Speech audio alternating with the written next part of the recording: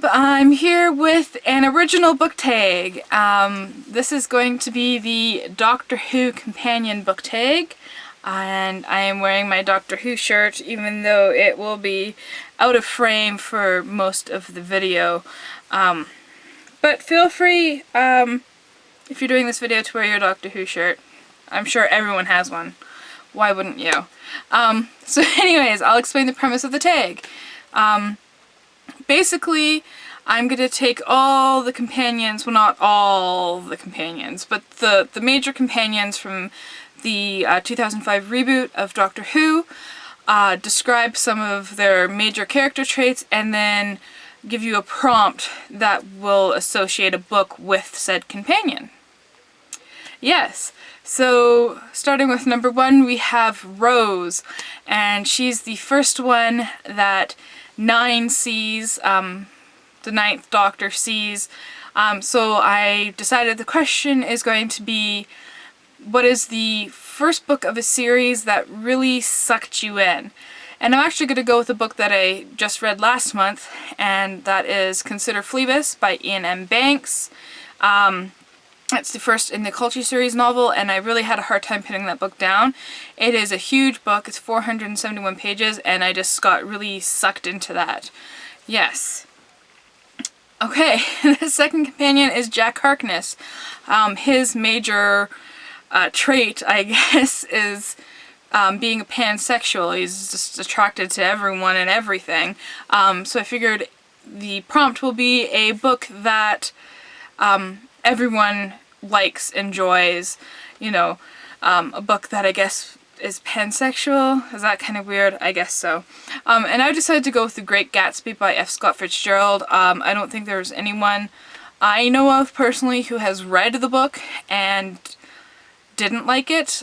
Everyone has liked it, so it's a beautiful book. If you haven't read it, go read it. The third companion is Martha, and she was actually a doctor. So the way that I'm going to go about this is that a book that you read to fix a reading slump, kind of like a book that acts as that kind of nurturing aspect to get you back into reading. I don't know. I always go for the Babysitter's Club books. I know they're kind of, you know, way below my reading level and, you know, kind of whatever, but I find that they ease me very gently back into wanting to read more. And actually they're really an enjoyable kind of nostalgic trip at the same time. Okay, question 4, companion 4 is Donna. And she's really empathetic and she really understands suffering and all that. So I thought a book with a character that you really felt connected to. And I chose Donna from Donna and the Fat Green Kingdom. I grew up as an overweight kid, and to actually feel connected to a character that was kind of going through the same things I was really hard to find, and I actually found it in this book. It's a great middle school read. And I'll put a link to, I guess, the Goodread page in the description bar if you want to check it out.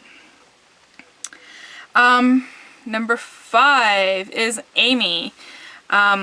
She's the girl who waited. So this is going to be a book that you waited a long time for.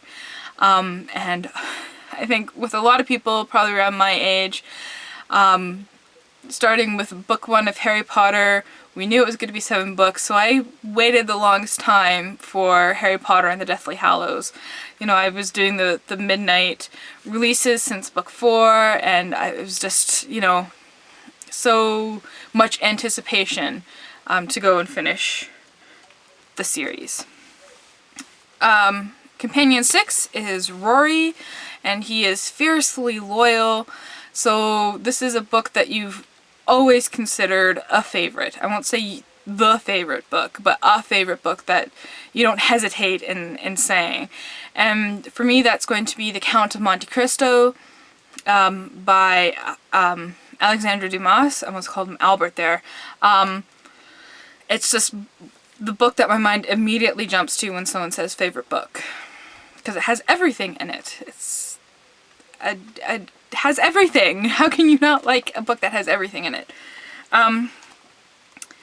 The next companion is Clara, the Impossible Girl, and if you don't know, she enters the Doctor's time stream, and she keeps cropping up in every kind of aspect of his life. So this is a book that keeps cropping up in your life, and a book that's played an important part in your life.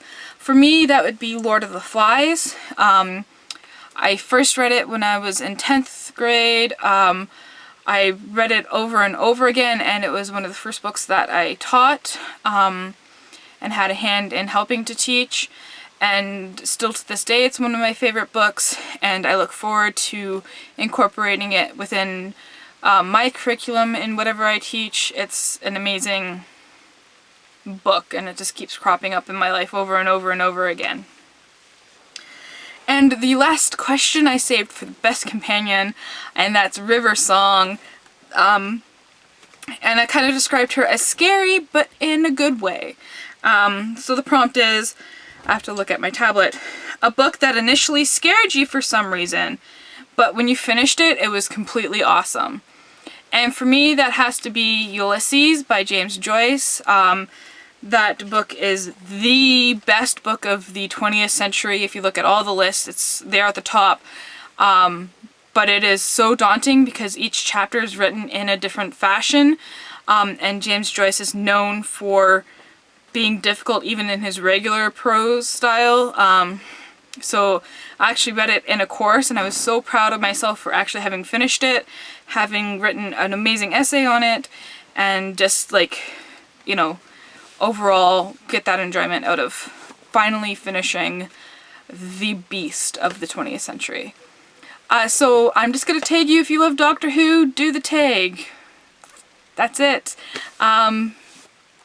Let me know down below who your favorite companion is, and remember to keep on reading.